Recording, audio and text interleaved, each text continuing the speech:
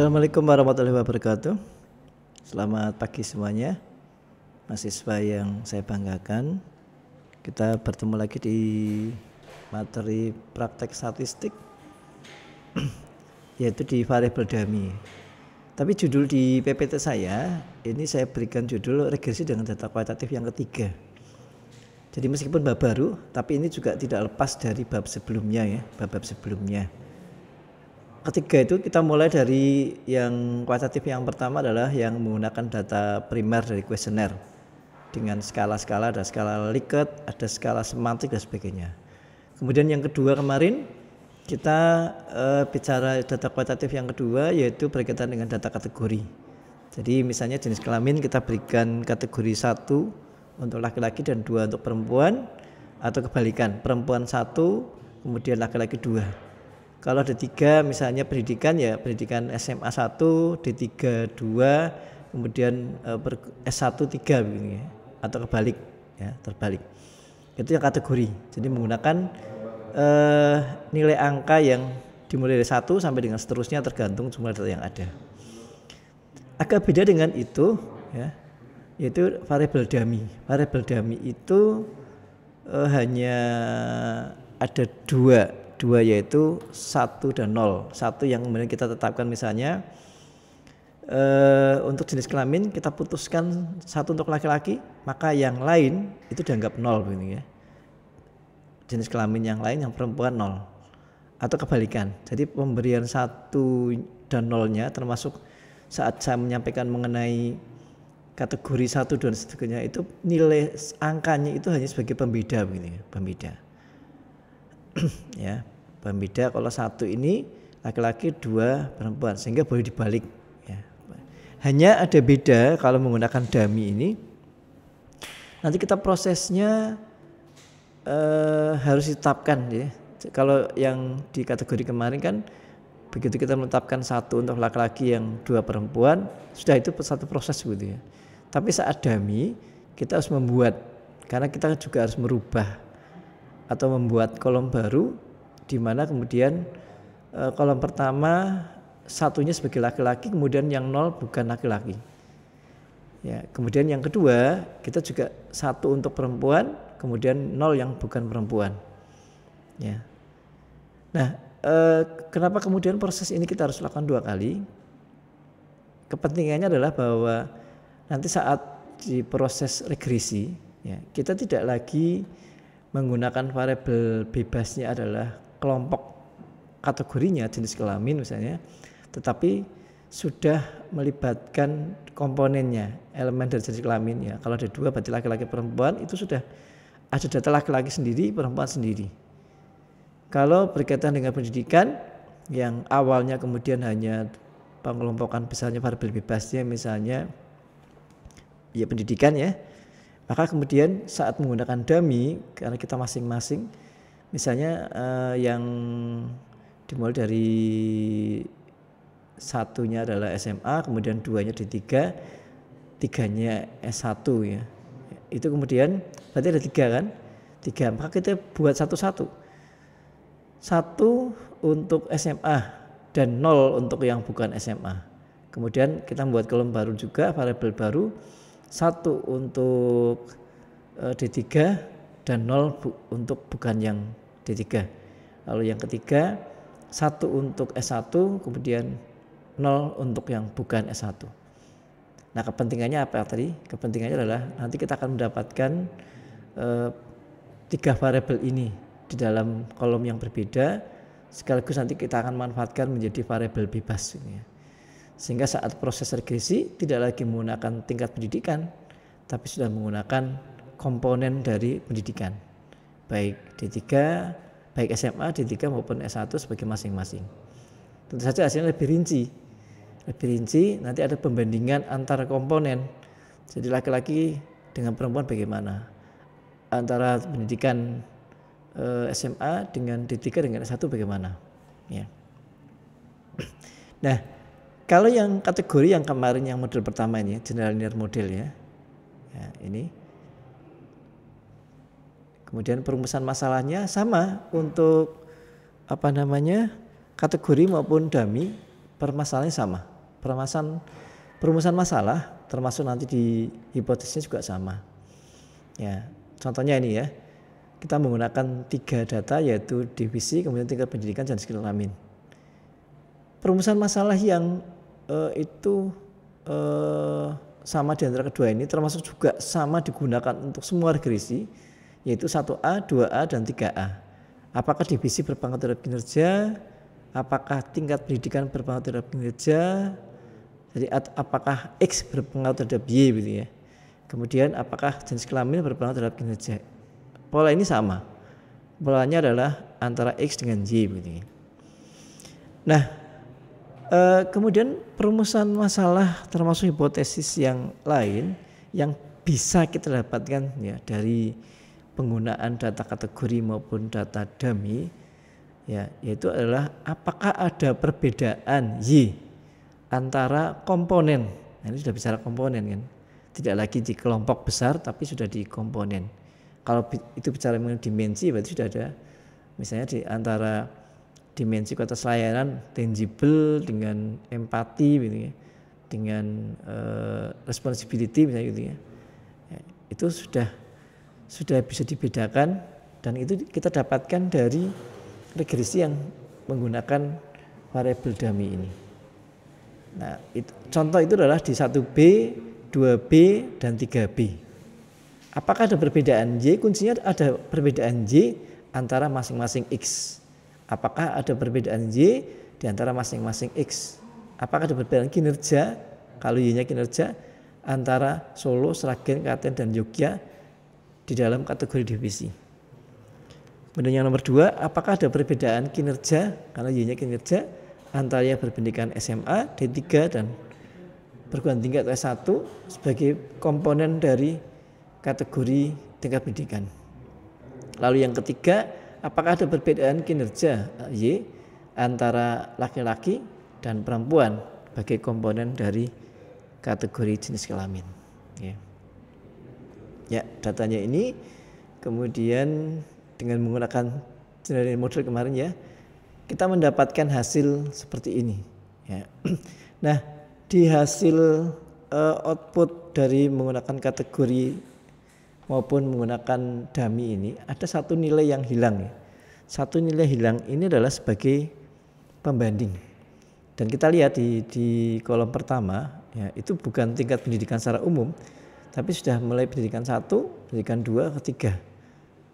Nah, ini yang kemarin kita tetapkan misalnya satunya SMA, kemudian 2-nya D3, kemudian 3-nya adalah S1.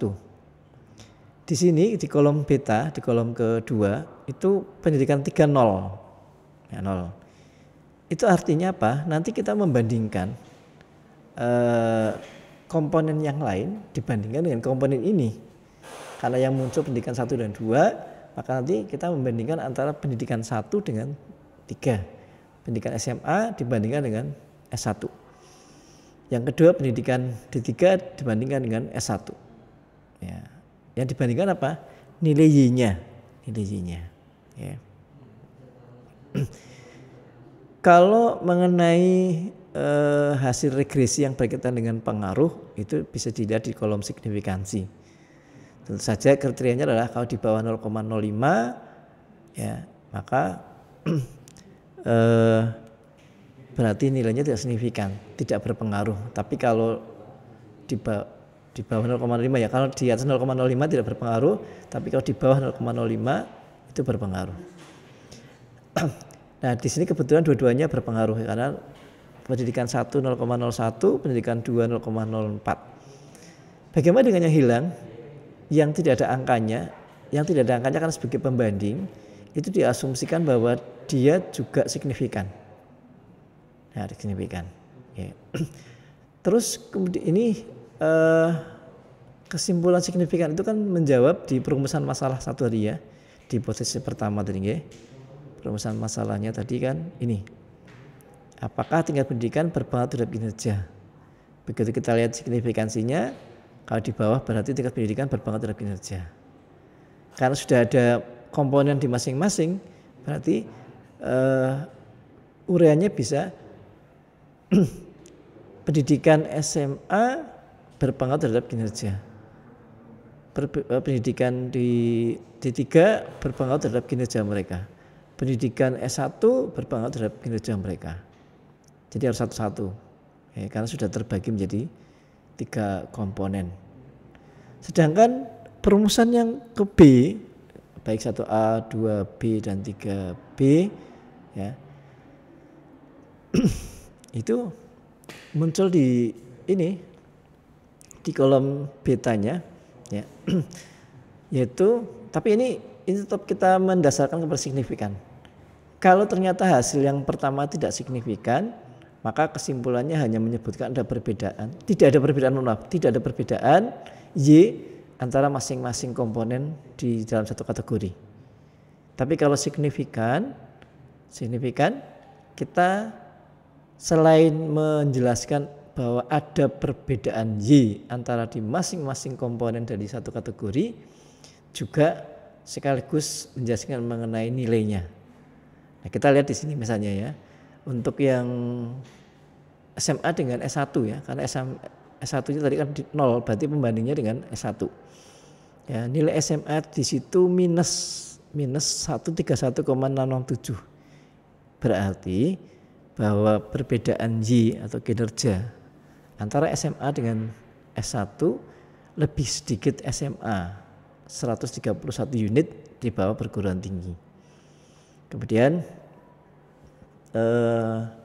output yang lain yaitu untuk yang D3, karena yang muncul juga D3, tapi kita bandingkan dengan yang tidak ada angkanya 0 ya.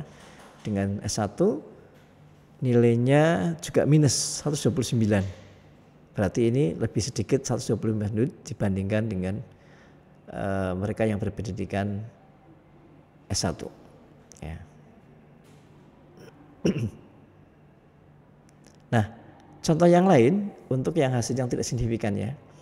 Di jenis kelamin ternyata memang di kolom SIG itu nilainya 0,483. 0,483 ini berarti memang di atas 0,05. Dengan demikian jenis kelamin tidak berpengaruh terhadap kinerja, tidak berpengaruh terhadap Y. Nah, kalau seperti ini maka kemudian kita tidak perlu menjelaskan nilai perbedaannya karena memang tidak perbedaan. Ya, kesimpulannya cukup. Yang kedua sekaligus menjawab hipotesis B dan juga perumusan masalah B, tidak ada perbedaan Y atau kinerja antara laki-laki dan perempuan. Ya. Nah, bagaimana kemudian sekarang kita melihat dengan yang variabel dummy. Okay. Variabel dummy kita ambil salah satu ya, SMA 1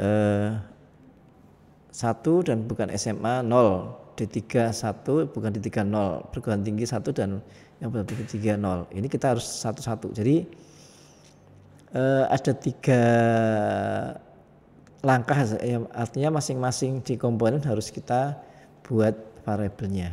Okay. Kembali ke data seperti ini. Okay. Kemudian dengan pengkodean seperti ini ya tadi. Nah, bagaimana kemudian pemberian kode dummy-nya ya.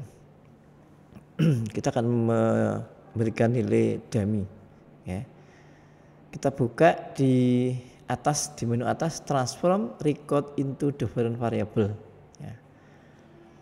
Langkah yang pertama masukkan variabel yang akan dibuat dummy ya. Kita coba satu dulu ya, yang lain nanti kita Anda bisa mencoba di latihan ya. Kita masukkan yang pendidikan, masukkan di input variable ya. Nah, kemudian pendidikan itu kan ada kita kategori ya, maka di output variable kita buat 3. Yang pertama SMA ya, labelnya tadi berapa? 1 ya. Labelnya namanya 1, kemudian kita rubah ya, change ya.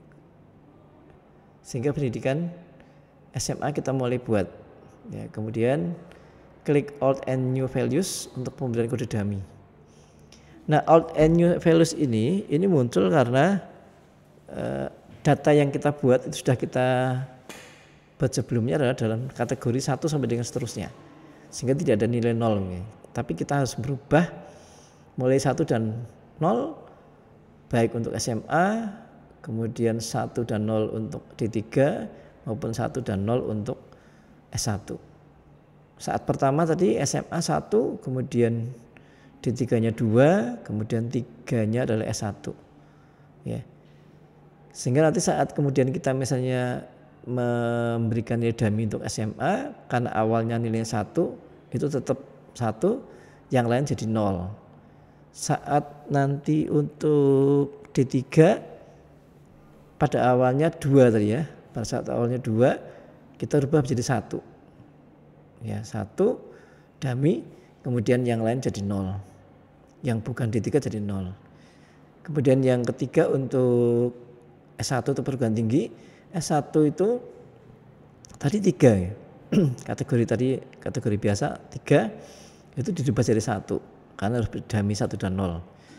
Dan yang lain itu menjadi 0. Ya, itu gambarannya seperti itu ya. Oke. Kemudian yang ini untuk yang SMA tadi kan yang lama old value-nya 1. New value-nya tetap 1, kemudian dimasukkan di add, ditambahkan ya. Seperti ini. Ya, kemudian klik all other values ya, all other values di sebelah kiri bawah untuk memberi kode 0 atau yang bukan SMA. Ya, tentu saja new value-nya adalah 0, kemudian kita tambahkan di add, ya, sehingga else 0, artinya SMA itu 1, kemudian yang lain jadi 0. Ya, kemudian di continue. Sekarang kita buka di data. Kita sudah mendapatkan kolom baru yang nanti akan digunakan sebagai komponen variabel. Ya, yaitu SMA. SMA ini kalau kita telusur ke kiri ya, SMA pendidikan ini di kolom pendidikan, yang SMA jadi 1 kan, kemudian yang D3 dan perguruan tinggi jadi 0 semuanya. Nah, ini dummy seperti itu. Jadi kita putuskan salah satu jadi 1, kemudian yang lain jadi 0. Ya. Tapi kalau ada 3 bagian, 3 elemen dari satu kategori, kita harus membuat 3-3-nya.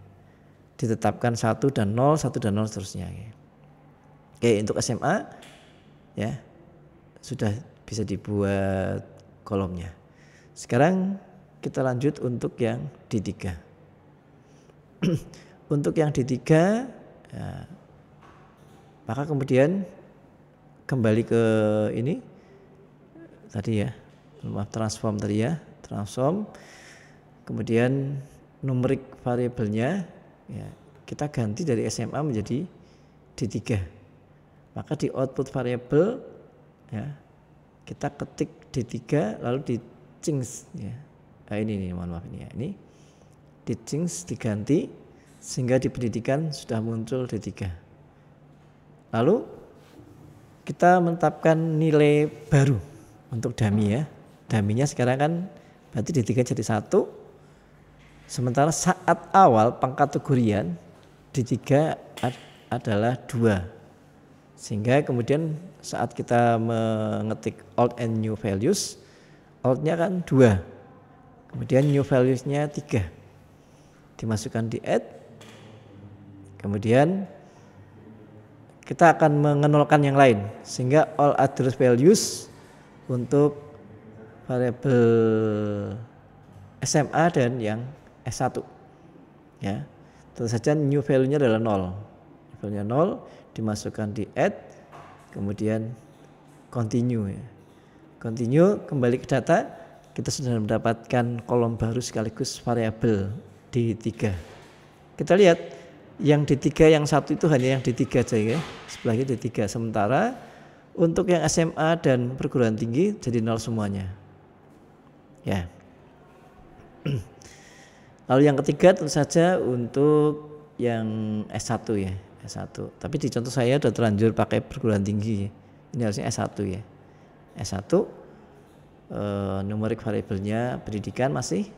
Kemudian kita ganti jadi perguruan tinggi atau 1 ya. Labelnya itu. Kemudian di change, dirubah. Lalu kemudian old and new values.